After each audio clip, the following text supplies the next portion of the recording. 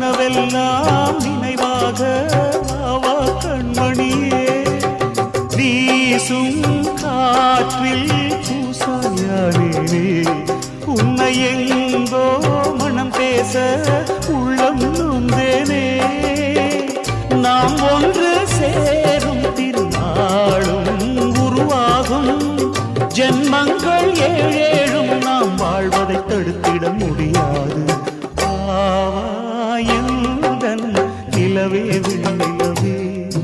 என் வாழ்வே